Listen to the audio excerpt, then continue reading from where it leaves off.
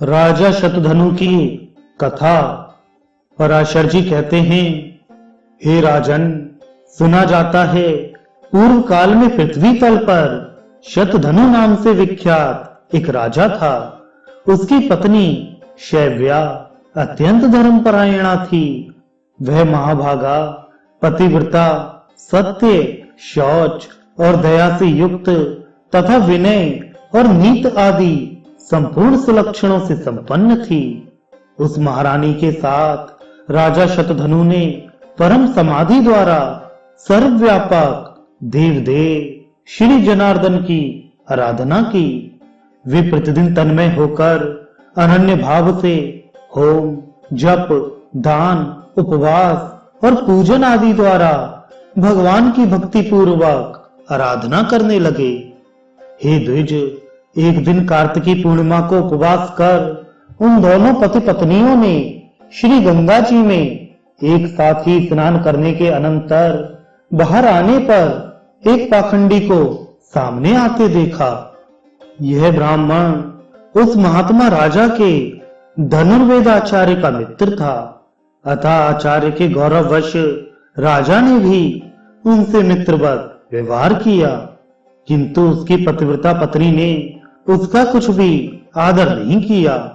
वह मौन रही और यह सोचकर कि मैं उपवास युक्त हूं, उसे देखकर सूर्य का दर्शन किया। हे द्विजोत्तम, फिर उन स्त्री पुरुषों ने यथा रीत आकर भगवान विष्णु के पूजा आदिक संपूर्ण कर्म विधि पूर्वक किए। कालांतर में वह शत्रुजित राजा मर गया। तब देवी शैव्या ने भी चितारूढ़ महाराज का अनुगमन किया। राजा शतधनु ने उपवास अवस्था में पाखंडी से वार्तालाप किया था, अतः उस पाप के कारण उसने कुत्ते का जन्म लिया तथा वह शुभ लक्षणा काशी नरेश की कन्या हुई, जो सब प्रकार के विज्ञान से युक्त सर्व लक्षण संपन्ना और जाति सुंदरा थी। राजा ने उसे किसी वर को देने की इच्छा की, किंतु सुंदरी के ही रोक देने पर वह उसके विवाह आदि से उपरत हो गए। तब उसने दिव्य दृष्टि से अपने पति को श्वान हुआ जान विदिशा नामक नगर में जाकर उसे वहां कुत्ते की अवस्था में देखा। अपने महाभाग पति को श्वान रूप में देखकर उस सुंदरी ने उसे सत्कार पूर्वक अति उत्तम भोजन कराया। उसके दिए हुए उस अति मधुर और इच्छित अन्न को खाकर वह अपनी जाति के अनुकूल नाना प्रकार की चाटुता प्रदर्शित करने लगा। उसके चाटुता करने से अत्यंत संकुचित हो उस बालिका ने कुत्सित योनि में उत्पन्न हुए उस अपने प्रियतम को प्रणाम कर उससे इस प्रकार कहा, महाराज, आप अपनी उस उदारता का स्मरण कीजिए जिसके कारण आज आप श्वान योनि को प्राप्त होकर मेरे चाटुकार हुए हैं। हे प्रभु, क्या आपको यह स्मरण नहीं कि तीर्थ स्नान के अनंतर पाखंडी से वार्तालाप करने के कारण ही आपको यह कुत्सित योनि मिली है। श्री पराशर जी बोले, काशी राज सुता द्वारा इस प्रकार स्मरण कराए जाने पर उसने बहुत देर तक अपने पूर्व जन्म का चिंतन किया। तब उसे अति दुर्लभ निर्वेद प्राप्त हुआ। उसने उस अति उदास चित्त से नगर के बाहर आ प्राण त्याग दिए और फिर श्रृंगाल योनि में जन्म लिया। तब काशीराज कन्या दिव्य दृष्टि से उसे दूसरे जन्म में श्रृंगाल हुआ जान उसे देखने के लिए कोलाहल पर्वत पर गई। वहां भी अपने पति को श्रृंगाल योनि में उत्पन्न हुआ देख वह सुंदरी राजकन्या उससे बोली, हे राजेंद्र, श्वान योनि में जन्म लेने पर मैंने आपसे जो पाखंड से वार्तालाप विषयक पूर्व जन्म का वृत्तांत कहा था, क्या वह आपको स्मरण है? तब सत्यनिष्ठों में श्रेष्ठ राजा शतधनु ने उसके इस प्रकार कहने पर सारा सत्य वृत्तांत जानकर निराहार रहकर वन में अपना शरीर छोड़ दिया। फिर वह एक भेड़िया हुआ। उस समय भी अनिंदिता राजकन्या ने उस निर्जन वन में जाकर अपने पति को उसके पूर्व जन्म का वृत्तांत स्मरण कराया। उसने कहा, हे महाभाग, तुम भेड़िया नहीं हो, तुम राजा शतधनु हो। तुम अपने पूर्व जन्मों में कृमशः, कुक्कुर और शंगाल होकर अब भेड़िया हुए हो। इस प्रकार उसके स्मरण कराने पर राजा ने जब भेड़िए का शरीर को छोड़ा तो गृध योनि में जन्म लिया। उस समय भी उसकी निष्पाप भार्या ने उसे फिर बोध कराया, हे नरेंद्र, तुम अपने स्वरूप का स्मरण करो, इन गृध चेष्टाओं को छोड़ो। पाखंड के साथ वार्तालाप करने के दोष से ही तुम गृध हुए हो। फिर दूसरे जन्म में काक योनि को प्राप्त होने पर भी अपने पति को योग बल से पाकर उस सुंदरी ने कहा, हे प्रभु, जिनके वशीभूत होकर संपूर्ण सामंत गण नाना प्रकार की वस्तुएं भेंट करते थे, वही आप आज काक योनि को प्राप्त होकर बलि भोजी हुए हैं।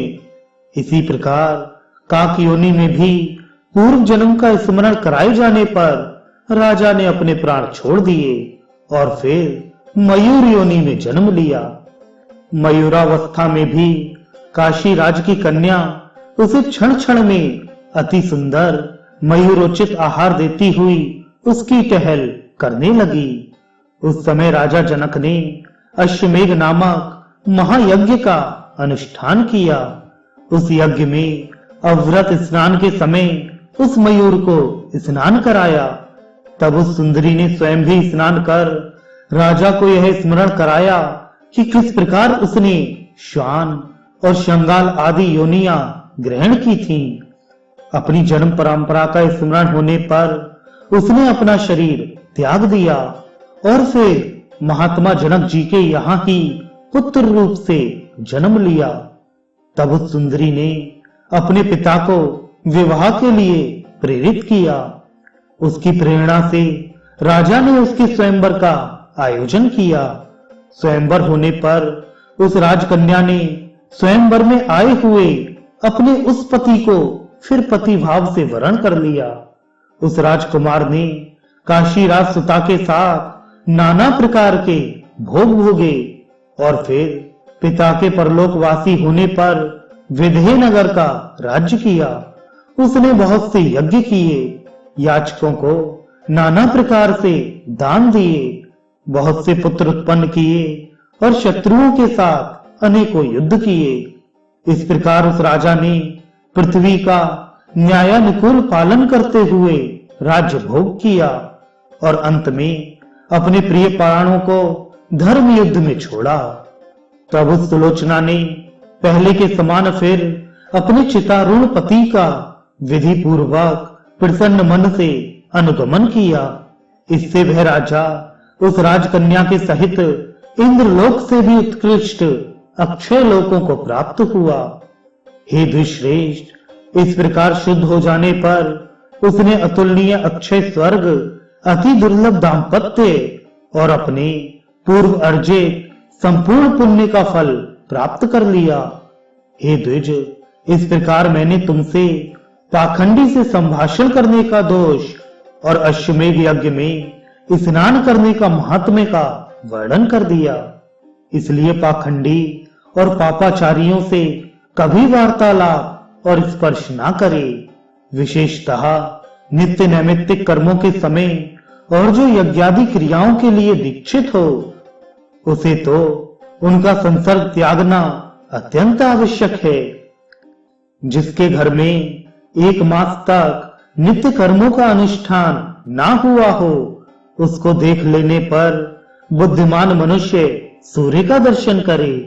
फिर जिन्होंने वेद त्रय का सर्वथा त्याग कर दिया है तथा जो पाखंडियों का अन्न खाते और वैदिक मत का विरोध करते हैं, उन पापात्माओं के दर्शन आदि करने पर तो कहना ही क्या है।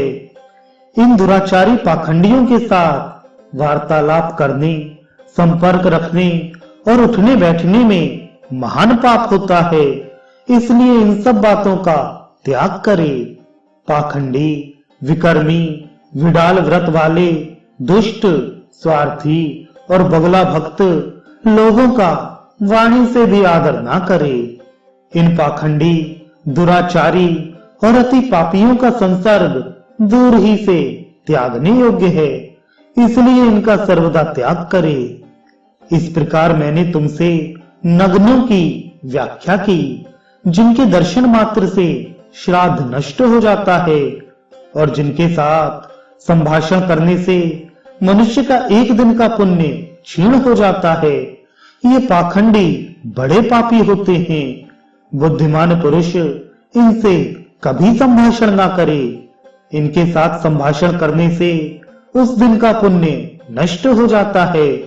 जो बिना कारण ही जटा धारण करते अथवा मुड़ मुड़ाते हैं, देवता, अतिथि आदि को भोजन कराए बिना स्वयं ही भोजन कर लेते हैं, सब प्रकार से शौचहीन हैं तथा जलदान और पितृपिंड आदि से भी बहिष्कृत हैं, उन लोगों से वार्तालाप करने से भी लोग नरक में जाते हैं।